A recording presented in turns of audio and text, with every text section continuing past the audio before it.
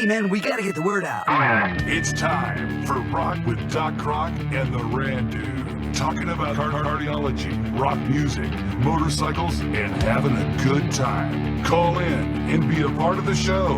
Here's cardiologist Mark Krock and Randude from the radio. Hey, everybody. What's happening? Good afternoon. How you doing? Good, and welcome to the Rock with Doc Krock and the Randude podcast. Yeah. It's a beautiful Friday afternoon here in North Texas. We're coming to you live from the On-Air Media Studios, the Plush Studios. Look at the surroundings of this place. I think it's too good for even me. So, Doc Krock is with us. I'm Randude from the radio. Our producer Ziggy is over there. Hey guys, twisting the controls. And we're just going to sit around and have some fun. We've got a few people watching us here on Facebook Live. And if we're going to talk some cardiology. Yep. We're going to talk about some motorcycles. Oh, yeah. Might have a little music in there. I can't really play music, but you hear the music we're playing right now. It's kind of cool, I guess. So if you have a cardiac question, is that what you say, a cardiac question? Yeah, or cardiology. Heart disease question. Yeah. So one of the reasons we are doing this podcast is because Doc Krock is Bo Roberts' cardiologist, and you have appeared on our show for the past, 6 years? Yeah. 7 years or so? Yeah, like 7 years. Ever since you fixed up old Bo. And we do this segment, Rock with Doc Krock, on the Bo and Jim show. And it's just, it gets so lively, and we get a lot of questions. Yeah. And we just thought, what the hell? We're kind of from the same era, and we like to talk to people. Yeah. And we like to have a good time. So that's why we got together to do this podcast. So yeah, it just snowballed. We started doing callers. Yeah.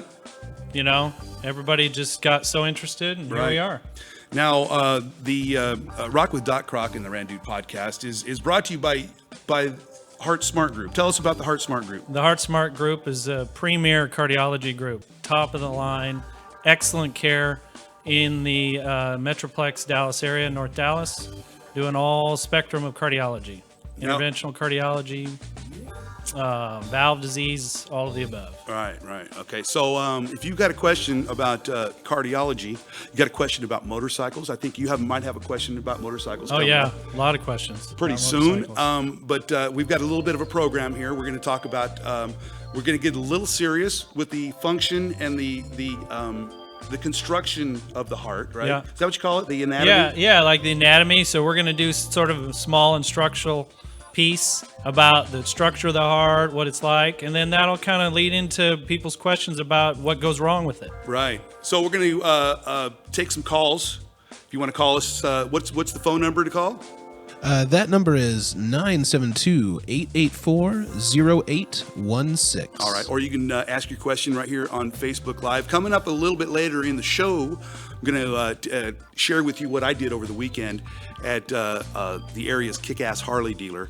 What I did on Saturday, where they had a breast cancer awareness function event. They had a ride, and they had donations and all that stuff. So we'll talk about that a little bit later on. Yeah. But first, I think we need to get started with Doc Krock and his anatomy of the heart. Yeah, what we wanted to do is sort of laid out the basic parts of the heart. It's it's your heart's like your house. It's got plumbing and electrical system. Right.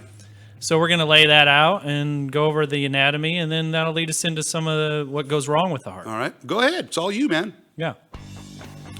Well, we're going to get some videos up here in a minute, but you can see there that the heart's structure, that's the big structure there. You can see the blue part of the heart. That's the right side of the heart, pumping away, bringing the deoxygenated blood from the tissues around the body back to that right ventricle. That's the blue ventricle side, pumping it into the lungs to get oxygen into the blood. And then it comes back red into the left ventricle side, pumping out that left ventricle up into the aorta, all around to the whole body. Does that blue part, does that denote a healthy heart? It's normal. I mean, it's normal for your blood to come back with the tissues consuming all that oxygen. So it comes back blue, and it's normal. When that right ventricle is pumping away like that, it's pumping that blood right into the lungs to get oxygen into the blood. Awesome. And then it comes back red, and that's normal there. And then what we have here is a transition into blockage anatomy. So now we've kind of taking a fly over the top of the heart. Those vessels on the front wall of the heart, there is a red and blue vessel on the top of the heart. Those are the coronary arteries. You've heard of that. Sure. Those get blockages. If they get blockages in them, you get heart attacks, and that's where the stents go in that red artery in the front wall of the heart.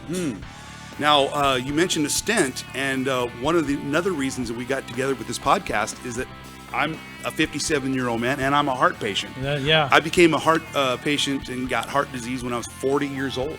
Yeah. It seems awfully young. Yeah, it can be young. There's genetic components to that whole process of getting blockages. Well, So, because my mom had heart disease. yeah. She had all kinds of problems with her.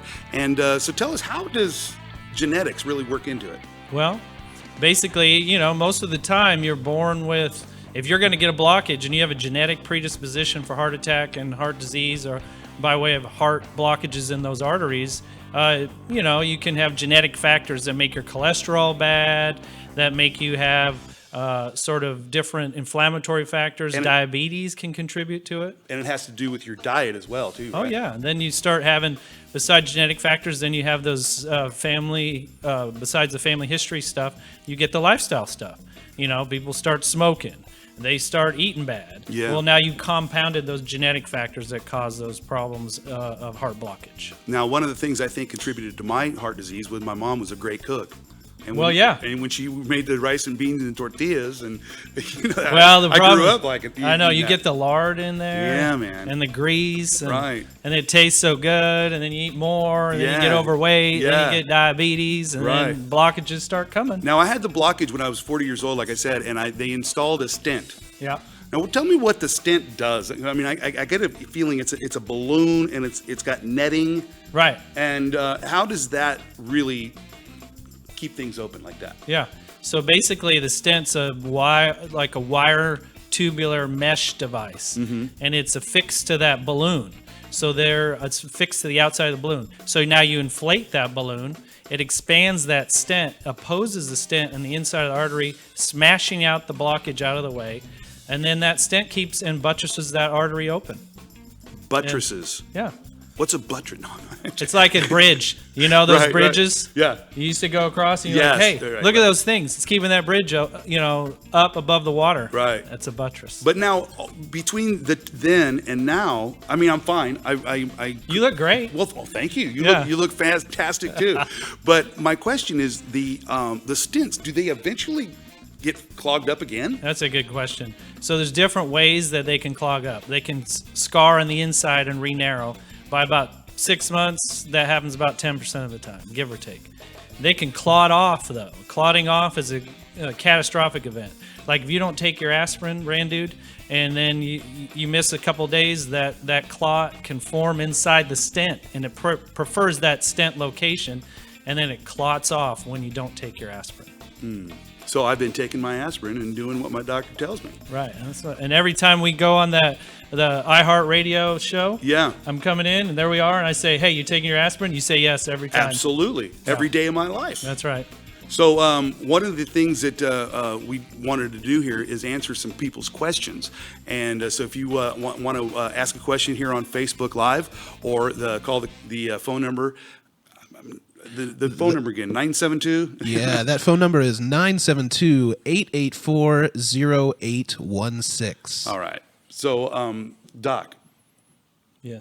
what are you going to you going to answer some questions? Yeah, it looks like, I think we got some people calling in here. It's ringing, I think, or Let's maybe see that's here. just a Facebook. Do we I have... will let you guys know. I think we have a call here pretty soon. Oh, we have a caller on the line. Wow. Hello, caller. You are live with Doc Krock and the Randude. Hello? Hello? Hello. Yes, hello? Yeah, this is Shanna.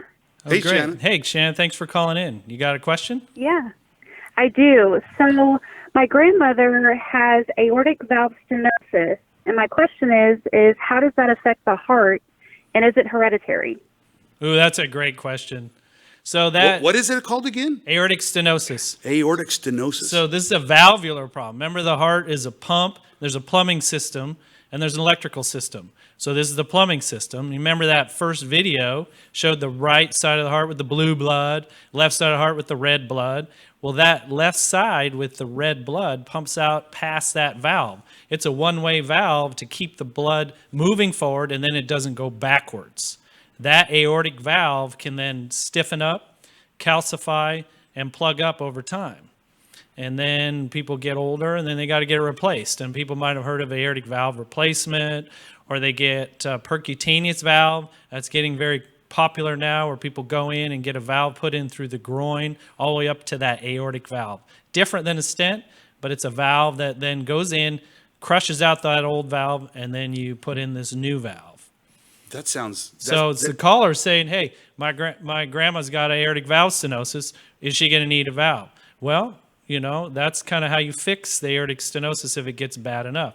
So you start grading the severity, you wait, and if it gets bad enough you need surgery, you get surgery. Okay.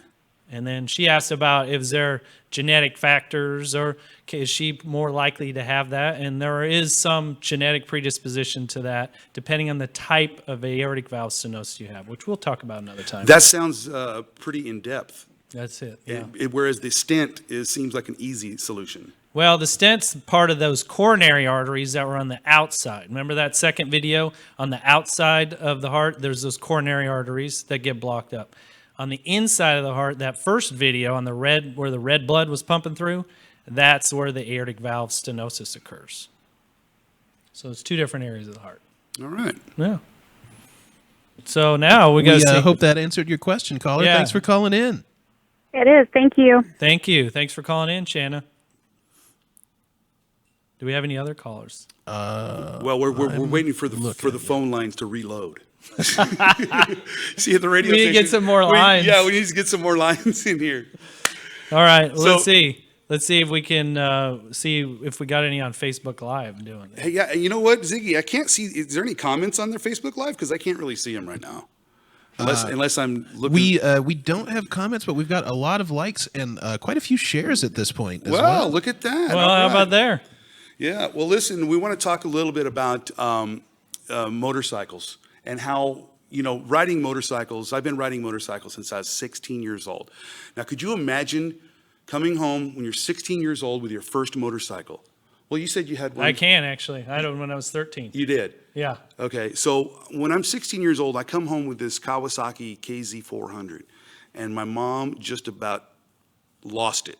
What are you doing with a motorcycle? And I'm like, well, my brothers all rode motorcycles. Guys, we have another caller. Let me get Oh, them let's on put the that, because line. I have a question about that 400. Okay. Can we put that on pause and Yes, take of this course. call? All right. Hello, okay. caller. You are live with Doc Krock and the Randude.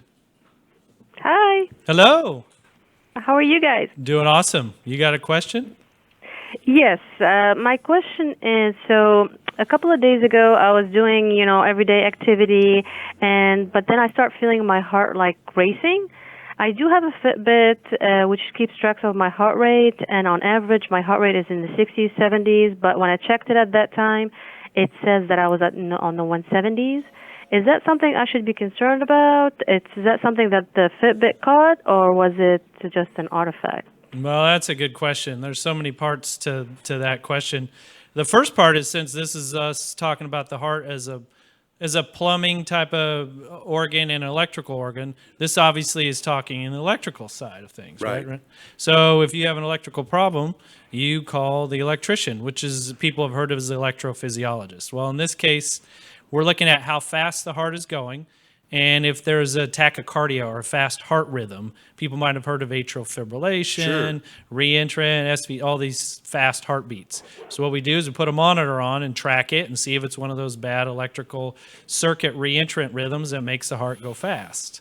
And if it is, there's just different ways to treat it with medications, or we go in and do procedures. You might have heard of ablation and things like that. Yeah, what is ablation? That sounds pretty serious. Yeah, I mean, it's a pretty involved procedure, but it's gotten more mainstream. It's very common now, and basically you go in on the right side of the heart, that's the blue side that we saw in the beginning, and go in with those electrode-type catheters where the electrician maps out the electrical activity of the heart, looking at these rhythms and seeing how the circuits go, and then sort of ablates it, either burns it or freezes Burns out. it? Yeah, you can even go in with this thing that kind of burns out that bad electrical activity, and then or freezes out, so it doesn't come back and doesn't race away. Dude, that sounds pretty Yeah. high tech. Now, did that Scary. answer the question? It sure did. It sure did. I think I'm going to go check with the doctor, that's for sure. Well, you should go to the Heart Yeah. Smart group. Yeah. Tell us Yeah. where to find the Heart Smart The group. Heart there, Smart Doc. Group, there's 2 offices up North Dallas, one in Frisco, one in McKinney. Come right off Okay. 121. You just, look us up, log in, go to the website, the Heart Smart Group, and you can call in and get an appointment. Absolutely. I'll do that. Thank you. Thank you. Bye-bye. Thank you for calling. All right. So, So what back, we were about on this Kawasaki. motorcycle? Yeah. Yeah. Well, my motorcycle, my Kawasaki KZ400, I went and bought it from a friend of mine, and I sold my '65 Chevy, and there I had a motorcycle. My brothers were all Harley guys, and I came home with this Japanese bike. Yeah, yeah. And the thing about it was, back in the day, Harleys were always in the garage, Yeah. never on the road. I was always out on the road with my Kawasaki. My brothers were always working on their bikes. Now tell me about. Now I'm like we talked about. This show's about cool motorcycle stuff, and I'm not as schooled on motorcycles. Tell me, what is it? An off-road bike? Is that Kawasaki 400? Could you ride it on? No, it's a street bike. Okay, now tell me what 400 means. What does that mean? That's 400 cubic centimeters. Okay. Yeah. How big does it go? How big does it go? How Yeah. big does the motorcycles go? No, like this is 600, 400. Oh, yeah, At that time, when At you at that time, the biggest bike at the time was probably a 1200. This was a 2-cylinder beginner bike kind of thing, and I really wanted a KZ 400, KZ 900, or a there we KZ go. 1000. Okay, that's what I mean. But yeah. so when I got older, when I was able to afford a motorcycle as an adult, Yeah. I went looking for. I wanted one of those KZ 900s, but I didn't want a 35-year-old motorcycle. Gotcha. So I bought a 2002 Kawasaki ZRX 1200R, which is quite a bit bigger than the 900s were, and it was a 2002 model. So they were basically a replica of a 1981 Eddie Lawson KZ 1100 race bike. So I kind of had the newer technology, but the old style coolness. Okay. So now, what about if you want to go 0 to 60? If you want to go to 0 to 60 in 3 seconds, Yeah, stuff I've done like that that. before, and I've done that on the new Livewire by Harley Davidson. Okay. That's the new electric bike from Harley Davidson that apparently this week we've just found out that it's been recalled. Now, did you hear some news about this? Yeah, I heard something. That's one of the things I wanted to sort of figure out and bring up here. Well, the thing. This is a rechargeable one, right? This You is can- the rechargeable one. It's a battery cycle, and Harley Davidson brought the test drive trucks out a few months ago, and I went out to the ballpark in Arlington and rode one. And let me tell you, 0 to 60 in 3 seconds is no freaking joke, man. Yeah. And I felt like I was on an amusement ride, and I was over there by the ballpark where they have all those roundabout things, Yeah. and I was just like digging in the corner and coming. I felt like I was I should have been out on a track, but apparently there is the issue with the battery charger. Yeah. They're asking people to not charge them at home anymore. What? Why not? Do we know? We don't know. Oh, okay. There's some kind of glitch, and I think that Harley Davidson, like Tesla, Yeah. this is all new. Yeah. And new technology, and I think they're just really trying to work it out. Well, I'm sure. Isn't this one of those things where they just troubleshoot it all and get it figured out and then bring it back? And, Yeah, exactly. Now, this is another dumb question, but I got to know this. Please. So when you're going 0 to 60 in 3 seconds or whatever, I remember trying to do wheelies and stuff like that. So how do you keep from doing wheelies and looping the bike over? And That on the live wire? Yeah. Well, let me tell you, that thing is so balanced, and even like whenever you can't like Okay. it'll kind of come up a little bit, but it won't do it. Okay. And whenever you decelerate, Yeah. you would think it like you just Yes. cut off the power. No, man, it's like it's okay. really smooth. You're familiar with the electric cars. yeah, it's probably regenerative braking. So it's Yeah, regenerating the battery or something. Exactly. Okay. Exactly. Now, I was going to talk to you guys. We have just about 10 minutes left in our show. Can you believe it went by like that? Can you believe that? We need more shows. Well, a lot of people say, well, why do you ride motorcycles? It's so dangerous. Yeah. And blah, blah, blah, blah, blah, blah. Yeah. Actually, riding motorcycles is good for your health. Yeah. Oh, really? Yes, Yeah. and I'm going to tell you why. The idea, of course, is to stay, shiny side up, rubber side down. Right. That's the whole idea. But the uncontrollable smile, the feeling of being by yourself, and the peace and Liberation. the liberation of it all.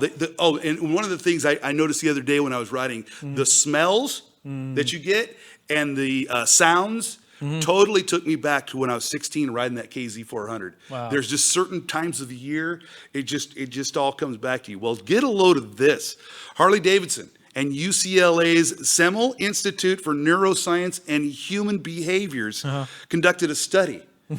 Okay? Yeah. And what they did is they've got 50 riders and fit them all with a electroencephalogram. You know what that is, right? Yeah, just they're checking brain waves. They're checking brain waves. Okay. Yeah. So what they did is they did 3 different tests. The test before you ride, a test while you ride, and a test to rest afterwards. Okay.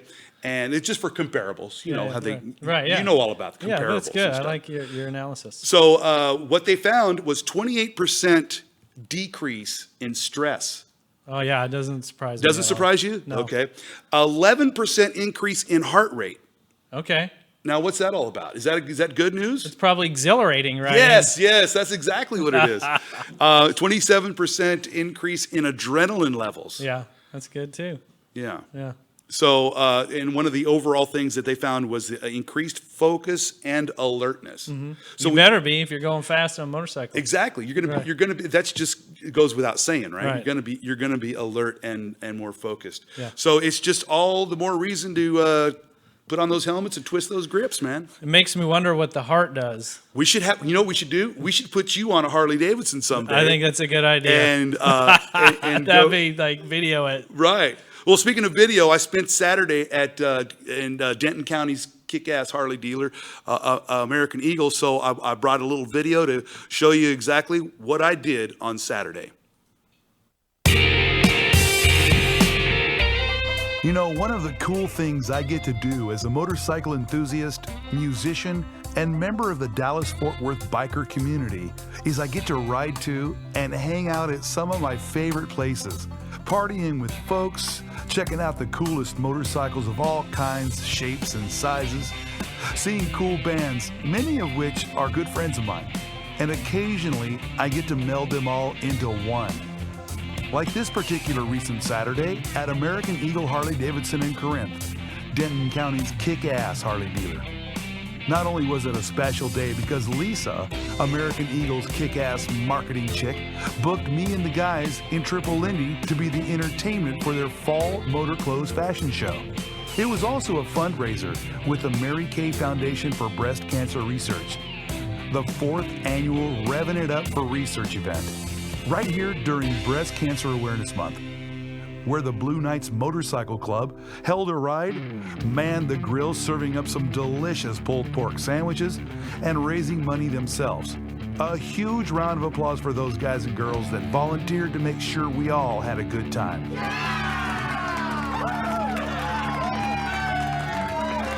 You know, any given Saturday from noon to 4 p.m., American Eagle Harley is throwing a kick-ass party with free beer, free food most times, vendors, a bikini bike wash with their very own American girls.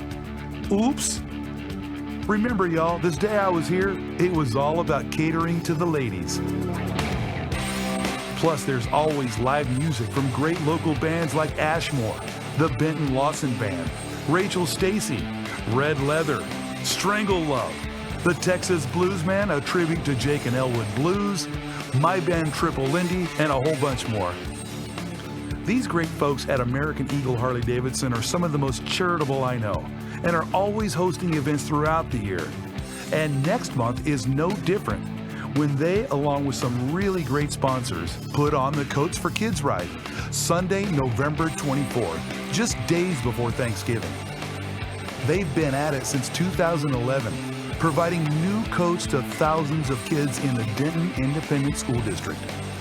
And I asked Lisa, how much money in coats has been raised over the years? So we've raised over $325,000 in coats, and they were all new coats for the kids since 2011. So we've done quite a bit thanks to, our kick-ass customers and stuff like that, Right. the biker community. Where does the ride start this year? A new location, right? Yeah, so it is now starting at C.H. Collins Stadium in Denton. Okay. It's a bigger location, so we're going to have food trucks. Ashmore Band's going to be there rocking. It's starting there, and then the ride will go through Denton County and end up here at American Eagle. What else can we expect? So we'll have a coffee truck. It's going to be a pretty cool setup this year. We're really excited about it. That's Sunday, November 24th. Registrations at 10 a.m.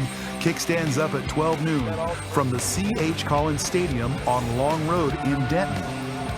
All brought to you by Whataburger, Cycle Center of Denton, Sacco and Burroughs Attorneys at Law, Cooper's Copies and Printing, Rock Bottom Outreach, and American Eagle Harley-Davidson. Well, there you have it. Another kick-ass day at American Eagle Harley-Davidson and a peek into my weekend world. Tune in next week to see where this weekend takes me. I like your little fuzzy thing. Wow. That is a nice fuzzy thing. That sounds like that's Well, that's awesome. That's a good time, huh? Yeah, man, it's always a good time at American Talk Eagle. about raising money for the kids, too. Man, The coach. listen, that's one thing about the Dallas-Fort Worth biker community is we get together and help out the kids. Like last weekend, I'm probably going to have some video of this next week, but the Ride for Kids happens the first Sunday in October, and it's a benefit for the Pediatric Brain Tumor Foundation. Now listen to this.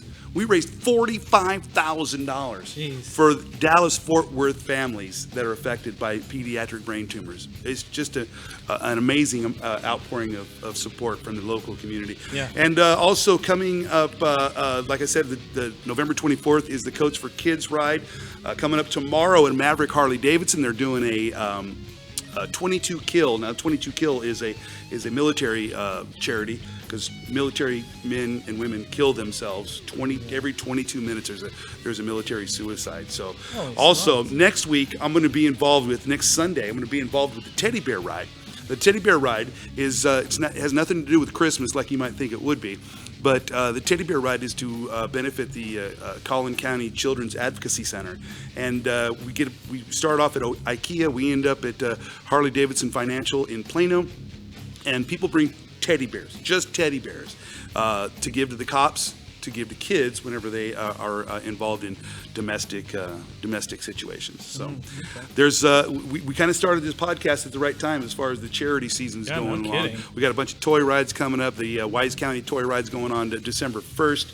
And man, that's about it. Yeah, we got American Heart Association fundraisers coming up. We got CPR, bystander CPR initiatives, all this stuff. And I think Zig had a question for Doc. Yes, I have a question, but before we get to that, we have a question from the chat. So shout out to Mark Stevenson on Facebook who's watching. What's up, Mark? And he wants to know, when you work out, how high can your heart rate go before it starts to get into the danger zone? Ooh, this is such a good question. I get this all the time. And cardiovascular fitness, unfortunately, one of the main factors is age. So to the caller's question, that's why heart rate goals are very much age dependent. You see that in all the triathletes and everybody. Of course, their times, their oxygen carrying capacity, all that kind of stuff is much better when you're younger, and there's kind of a peak age. So number one depends on your age. In general, the old equation, we'd kind of try to hit about 85% of your of the heart rate when you do 220 minus the age. So let's say you're how old now? 57. 57. Yeah. So let's round it up to 60. Okay. It's 220 minus 60. What's that? 160. Okay. And so then you go 80% of that, and Okay. that's about where you want to peak your heart rate at. Okay. How does that affect the stress test that they give you? So we want to get to that certain level of heart rate on the stress test in order to know the heart has been adequately stressed to say, okay, this is an accurate stress of the heart. Right. So hopefully on that Facebook Live question that answers it. But the bottom line is to try to hit that kind of target on your heart rate. Cool. All right, and now I think it's time for my question. Please. So my dad very recently went in for a checkup, and they found a slight arrhythmia in his heartbeat that hadn't been there before. So I was curious, how does an arrhythmia develop most of the time? Yeah, so there's another great question. There's risk factors for arrhythmia. For example, atrial fibrillation, that's that irregular chaotic rhythm. That has risk factors: vascular disease, age, heart failure, high blood pressure. All of that puts your heart under stress. Stress is the electrical system, and next thing you know, you get an arrhythmia. And then there's various kinds. And then, of course, you're just born with electrical problems with your heart that put you at risk for these arrhythmias. Similar kind of thing. You're born with electrical issues, wiring problems in your heart. You expose your heart to these risk factors that I just talked about, and you get these arrhythmias like you were talking about, Zixter, with your dad. Thank you for that. I will let him know that he needs to, be better. Maybe we can bring him in here. As a case study? That's right. We might be We'll able bring to. I'll Zixter's talk dad. to him. He That's actually, what we're doing. he actually just had a stress test yesterday. Oh, wow. Oh, yay. So, yeah. Maybe he'll let us go over that next time or something. I'll ask him about it for Okay, sure. good. All right, Doc, you about ready to wrap this up? I think so. Anything else you want to talk about? What we can expect whenever you go to visit the Heart Smart group? Well, you're going to get initial evaluation, all of your sort of heart screening stuff you would expect: blood pressure, EKG. We're talking about prevention. We're really into prevention, looking at cardiovascular fitness, how to get you the fit heart, and that can be at any age, any time. I got patients out walking around, 98 years old, doing their little walking programs, and cardiovascular fitness is their life. Awesome. So you'll get that at the Heart Smart group. Okay. Well, if there's no more questions, any questions, Zig? I think we're good. Mark Stevenson on the chat said that he was 50, so I will do the math and let him know what his target heart rate Yeah, and should that's be. his peak, and so you hover right around there, minus 15 to 20. So we'll get him going. All right. And one of the things as a heart patient is recognizing the bad things that go on in your life and try to correct them. Yeah. Losing weight is a big thing. Yeah. And I've struggled with weight and had a couple endorsement opportunities with the radio station to take part in some weight loss programs, and I did, and it worked great. And then when nobody's looking at you anymore, you kind of get off it. You drink a couple beers, you have a pizza, Right. you kind of fall off the wagon, I guess, a little bit. But one of the good things I know is that I know how to get back to it. And one of the most important things, kids, is drink water. Yeah. Isn't water important? Oh yeah. It's like nature's elixir, isn't it? Correct, and kidney function, the whole works. It's a game changer. Staying hydrated and then doing your cardiovascular fitness aerobic type programs. All right. Well, we'll see you guys next Friday at 3:00. But in the meantime, you keep it heart smart, will you? Yeah, and be safe on your motorcycles. Yeah, keep all the right? shiny side up. That's what you gotta do. That's right. All right. We'll see you guys next week. Okay.